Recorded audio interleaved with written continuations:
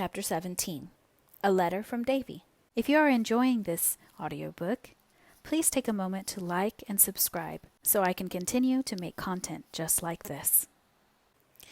"It's beginning to snow, girls," said Phil, coming in one November evening. "And there are the loveliest little stars and crosses all over the garden walk.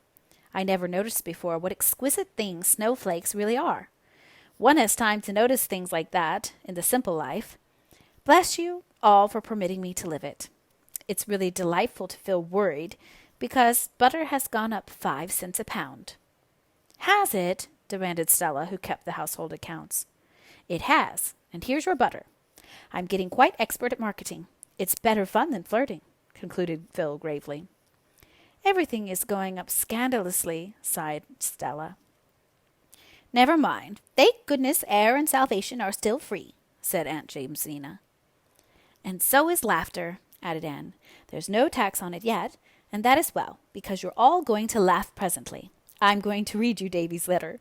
His spelling has improved immensely this past year, though he is not strong on apostrophes, and he certainly possesses the gift of writing an interesting letter. Listen and laugh before we settle down to the evening study grind."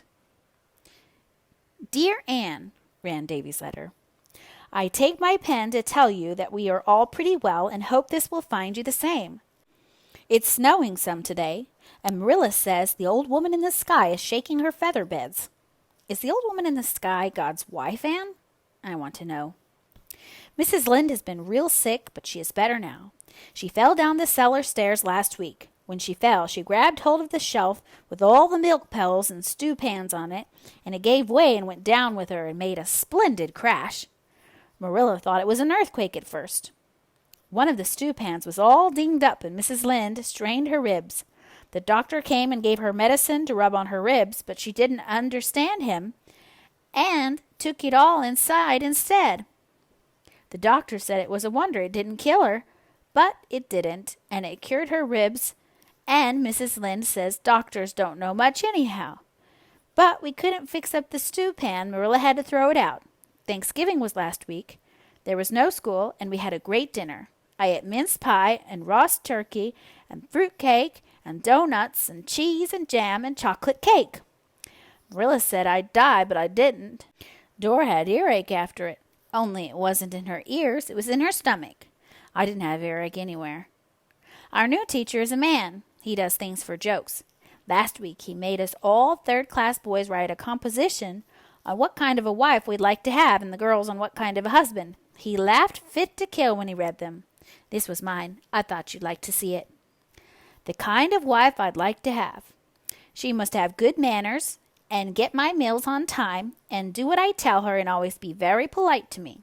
She must be 15 years old. She must be good to the poor and keep her house tidy and be good-tempered and go to church regularly. She must be very handsome and have curly hair. If I get a wife that is just what I like, I'll be an awful good husband to her. I think a woman ought to have an awful good to her husband. Some poor women haven't any husbands. The end. I was at Mrs. Isaac Wright's funeral at White Sands last week.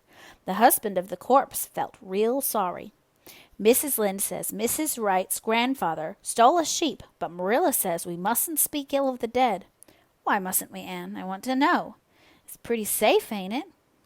Mrs. Lynde was awful mad the other day because I asked her if she was alive in Noah's time. I didn't mean to hurt her feelings. I just wanted to know. Was she, Anne? Mr. Harrison wanted to get rid of his dog, so he hung him once, but he come to life and scooted for the barn while Mr. Harrison was digging the grave, so he hung him again, and he stayed dead that time. Mr. Harrison has a new man working for him. He's awful awkward. Mr. Harrison says he is left-handed in both his feet. Mr. Barry's hired man is lazy. Mrs. Barry says that, but Mr. Barry says he ain't lazy exactly, only he thinks it's easier to pray for things than to work for them. Mrs. Harmon Andrews' prize pig that she talked so much of died in a fit. Mrs. Lynde says it was a judgment on her for pride, but I think it was hard on the pig. Milty Boulter had been sick. The doctor gave him medicine, and it tasted horrid. I offered to take it for him for a quarter, but the Boulters are so mean. Milty says he'd rather take it himself and save his money. I asked Mrs. Boulter how a person would go about catching a man, and she got awful mad and said she didn't know, and she never chased men. The Avis is going to paint the hall again. They're tired of having it blue. The new minister was here to tea last night. He took 3 pieces of pie. If I did that, Mrs. Lynde would call me piggy, and he ate fast and took big bites, and Marilla is always telling me not to do that. Why can ministers do what boys can't? I want to know. I haven't any more news. Here are 6 kisses. X, X, X, X, X, X. Dora sends 1. Here's hers. X. Your loving friend, David Keith. P.S.